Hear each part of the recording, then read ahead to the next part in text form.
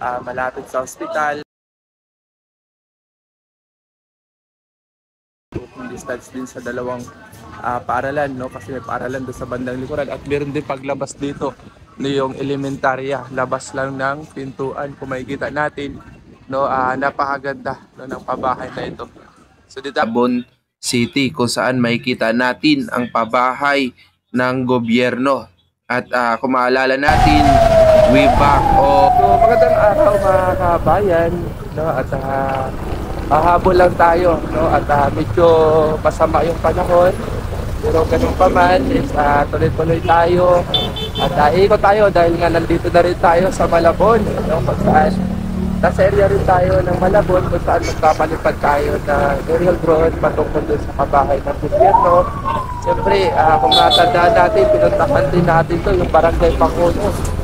Malabon City, pinuntahan natin to no way back of March, no? 2023, no?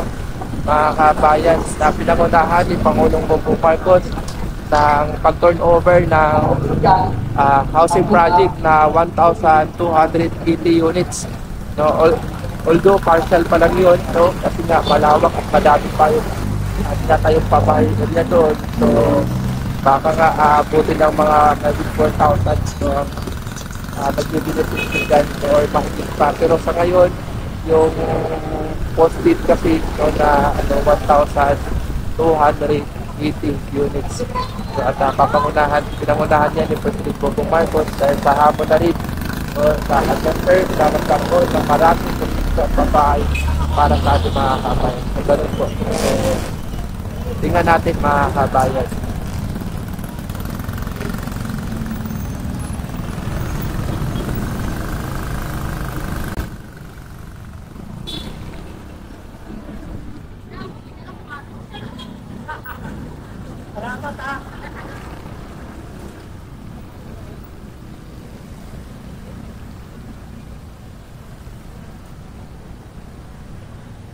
Mga kabayan, sa labas tayo ng pabahay dito sa Barangay Pangulo no, ng Malabon City. So kung maalala natin, nagkaroon ng turnover dito way back of March 27, 2023 sa panguna pa rin ng President Bongbong Marcos na tinurnover niya yung 1,380 units na housing unit dito sa Malabon. At mismo yung mga taga Malabon ang nagbenepisyo, lalo na doon sa mga depressed at mga ilikadong lugar. No, dahil ang kagandahan dito mga kabayan guys, malapit sa ospital. Distance din sa dalawang paaralan, no? Kasi may paaralan doon sa bandang likuran at meron din paglabas dito no, yung elementarya, labas lang ng pintuan kung makikita natin, no? Napakaganda no, ng pabahay na ito. So dito tayo makapagpalipad ng again mga kabayan, no, ito yung aerial drone dito sa Barangay Pangulo, Malabon City kung saan makikita natin ang pabahay ng gobyerno. At kung maalala natin, way back of March 27, 2023, nandito rin po tayo dahil ito yung araw kung saan nagkaroon ng turnovering sa 1,380 na housing unit sa ating mga kababayan. At siyempre, no, kasama rin dito ang kasalukuyang mayor at mayor na naman ngayon dahil siya pa rin ang hinirang dito. No, so nandito tayo ngayon sa Gregory Homes Project ng Barangay Pangulo, Malabon City. At again mga kabayan, no, isa sa dito sa mga nagbenepisyo yung informal settlers families all living along Malabon City's waterways and danger zone and those affected by construction of Department of Public Works and Highways. So sila yung nabigyan at nabibiyaan ng pabahay ng gobyerno. At again, no, napakalaking tulong sa ating mga kabayan dahil napagtanungan natin yung mga residente rito. Ang monthly po nila dito is 380 pesos lamang buwan-buwan mga kabayan. Yun yung contribution o monthly payment ng pabahay. So ito yung pabahay ng Pangulo no, na sabi nga dito ni Pangulong Bongbong Marcos no, sa kanyang sarili, kaya naman po inamon ko ang aking sarili sa aking kapwa lingkod DHSUD, Department of Human Settlement and Urban Developments, lalong-lalo na ang ating mga LGU, Local Governments Unit, na matugunan ang mga pangailangan na pabahay sa loob ng aking termino.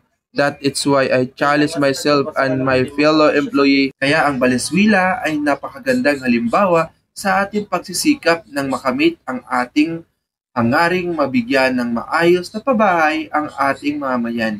Kaya naman, hinihimo ko ang lahat ng ipagpapatuloy ang pagpapatayo ng dekalidad at abot kayang pabahay upang kaya tuloy na maging sandigan ng bawat Pilipino.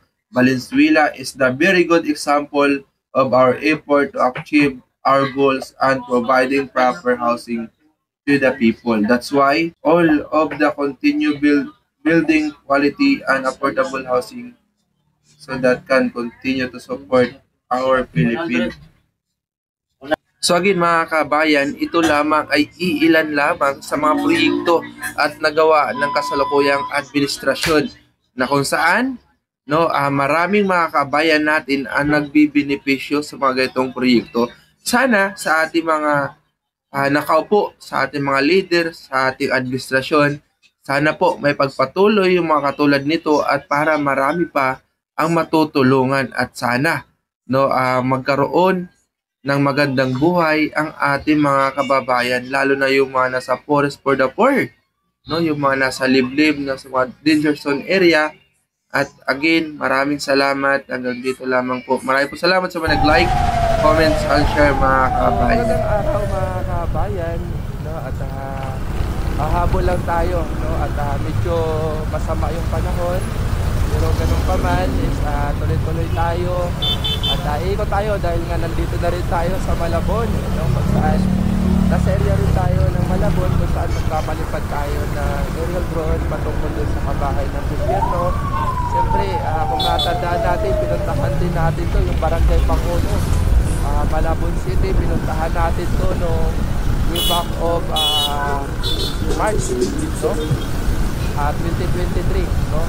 mga kabayan, na pinangunahan ni Pangulong Bongbong Marcos ng pag-turnover ng housing project na 1,280 units. Although partial pa lang yun, kasi nga malawak at madami pa yung tinatayong pabahay area doon. So baka nga aabutin ng mga 4,000 magbibenefit dyan or mahigit pa. Pero sa ngayon, yung positive kasi na 1,280 units.